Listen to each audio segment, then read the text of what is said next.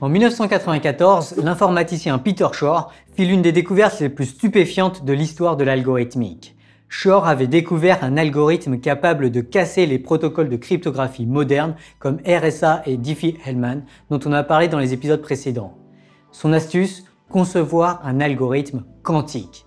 Aujourd'hui, on parle de l'algorithme de Shor. Avant de commencer, pensez à suivre String Theory sur Instagram. Dans un épisode précédent, on a vu que la cryptographie RSA repose fortement sur le postulat que trouver les diviseurs d'un nombre cryptographique n est un problème difficile, c'est-à-dire un problème qui nécessite des temps de calcul plus qu'astronomiques. Eh bien, Peter Shor a démontré que ce postulat était faux dès lors que l'on s'autorise des calculs quantiques.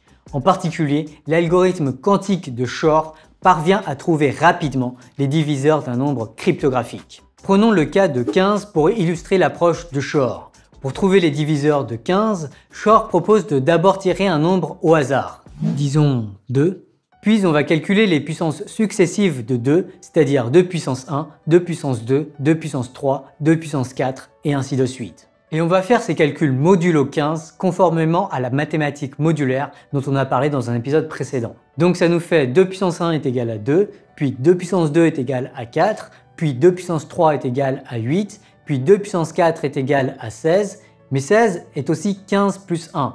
Or, en mathématiques modulaires modulo 15, on a 15 est égal à 0.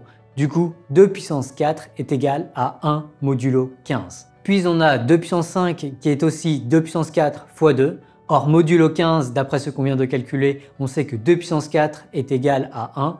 Donc 2 puissance 5 est égal à 1 fois 2, qui est aussi égal à 2. Puis 2 puissance 6 est 2 puissance 4 fois 2 puissance 2, soit 1 fois 2 puissance 2, qui est égal à 4 modulo 15. Vous le voyez venir? On retombe en fait sur nos calculs précédents, si bien que la suite des puissances de 2 modulo 15 est en fait périodique. Elle fait 2, 4, 8, 1, 2, 4, 8, 1, 2, 4, 8, 1, et ainsi de suite à l'infini.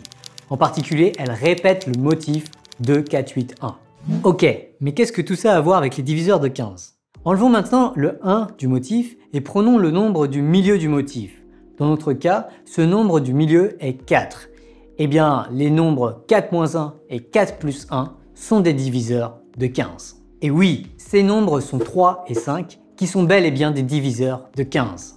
Alors, ce que je dis là n'est pas tout à fait juste dans le cas des nombres cryptographiques autres que 15, mais avec quelques petits correctifs et à l'aide d'un théorème en théorie des nombres, on peut montrer que cette construction est quasi juste. Pour trouver les diviseurs d'un nombre n, on prend au hasard un nombre a, on calcule les puissances de a modulo n, on identifie le motif de la suite périodique que l'on obtient, on enlève le 1 en fin de motif et on extrait le nombre au milieu du motif. En lui ajoutant et en lui retranchant 1, on obtient en gros les diviseurs de n. Ok, cette construction correspond en fait a priori à un algorithme parfaitement classique. Cependant, il ne peut en fait pas être effectué efficacement par un ordinateur classique. Est-ce que vous voyez pourquoi? Le problème, c'est la longueur du motif de la suite périodique des puissances de a modulo n. En général, ce motif aura une longueur cryptographique, c'est-à-dire en pratique de l'ordre de disons 2 puissance 1000, soit bien plus que le nombre de particules dans l'univers. Bref, impossible à calculer sur nos machines. Cependant, à bien y réfléchir, tout ce qui nous est nécessaire de savoir, c'est en fait uniquement la longueur du motif, aussi appelée la période fondamentale de la suite des puissances de a modulo n.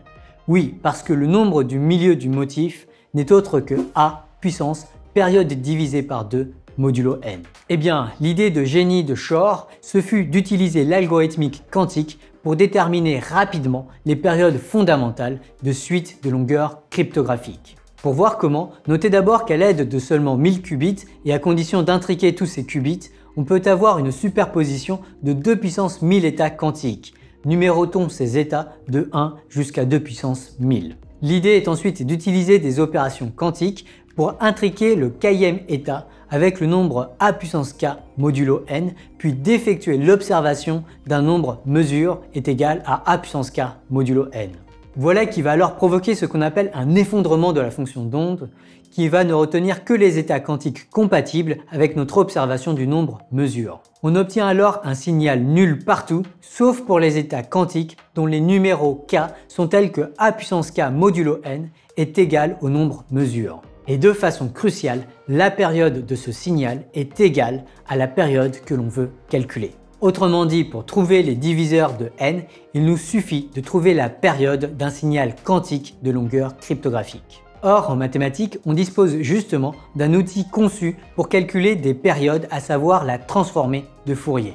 Mieux encore, le calcul de la transformée de Fourier n'est autre qu'une combinaison de rotation et de superposition, chose que les algorithmes quantiques font particulièrement bien. Et bien justement, il existe une version quantique redoutablement efficace de la transformée de Fourier, appelée, tout bêtement, transformée de Fourier quantique.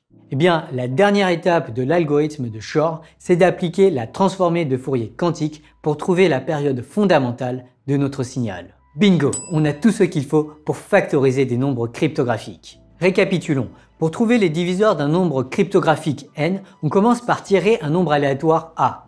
Puis, on intrigue suffisamment de qubits pour avoir au moins n états quantiques qu'on numérote de 1 jusqu'à n. Ensuite, on intrigue le kème état avec a puissance k modulo n et on observe une valeur possible de a puissance k modulo n. Ceci a pour effet de réduire les états quantiques et produire un signal quantique. On applique alors la transformée de Fourier quantique pour calculer la période. Le nombre a puissance période divisé par 2 modulo n est alors le milieu du motif de la suite des puissances de a modulo n et les nombres à côté, à savoir a puissance période divisé par 2 moins 1 et a puissance période divisé par 2 plus 1 sont des diviseurs de n. Bouya, on vient de casser RSA. Enfin presque. Oui, car pour appliquer l'algorithme de Shor, comme on l'a vu, il faut d'abord créer un nombre cryptographique d'états quantiques, ce qui correspond à environ 2 puissance 1000 états. Et pour y arriver, il faut autour de 1000 qubits. Or, pour l'instant, en tout cas, on en est encore loin. Mais peut-être pas si loin. En décembre 2018, l'entreprise LongQ a annoncé avoir conçu une machine avec 160 qubits, ce qui suggère qu'il serait peut-être temps de passer à des systèmes de cryptographie post-quantique. Si vous avez aimé cette vidéo, pensez à la liker et à la partager, et pour ne pas manquer les prochains épisodes, abonnez-vous à la chaîne String Theory. Cette vidéo a été réalisée grâce au soutien de la faculté d'informatique et de communication de l'École polytechnique fédérale de Lausanne.